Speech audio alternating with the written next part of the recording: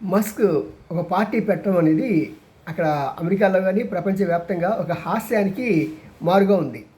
కారణం ఏంటంటే ట్రంప్‌ని గెలిపించింది నేనే అనే ఒక భావం అతనిలో స్పష్టంగా ఉంది.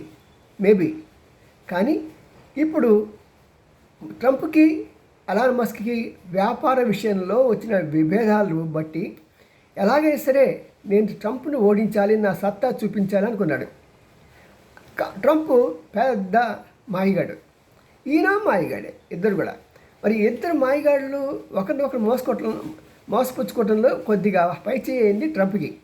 మరి ట్రంప్ ఏమంటున్నాడంటే, నువ్వు ఆయన కార్ల విషయంలో కూడా, ఈవీ కార్ల విషయంలో కూడా ట్యాక్స్ ఎక్కువగా వేయటం మూలంగా, ఆ పన్ను రాయితీలు తీసివేయటం మూలంగా ఎలాన్ మస్క్కి చాలా బాధేసింది. నేను పార్టీ పెడతానన్నాడు. ఓకే, పెట్టు బాగుంది. కానీ ఆ పార్టీ నిలిచేనా? నువ్వు అధికారంలోకి వచ్చిన వెంటనే, ట్రంప్ అధికారంలోకి వచ్చిన వెంటనే డాజ్కి నిన్ను అధికారిగా చేస్తే నువ్వు ఎన్ని పనులు చేసావు, ప్రజలకి కంటకంగా మారావు, అందరి మీద దాడి చేసావు, గవర్నమెంట్ ఉద్యోగులను లేపేశావు. ఇంకా ఏది పడితే అది నీ ఇష్టానుసారంగా నీవే రాజు అనుకున్నావు. నీలాంటి వాడికి ఓట్లు ఎవ్వరూ వేయరయ్యా బాబు. నీకు డబ్బు ఉంటే సైంటిస్టులు కొంటాం, నీకు డబ్బు ఉంటే ఇవి కొంటా. కానీ ఇలాంటి ఎవరు కూడా ట్రంప్కే ఇప్పుడు ఎందుకు ఓటేసావా అని బాధపడుతున్న మనుషులు ఈ తర్వాత నెక్స్ట్ నిన్ను ఎంచుకుంటారా? అసంభవం. ప్రజలు తక్కువ అంచనా వేస్తే మస్క్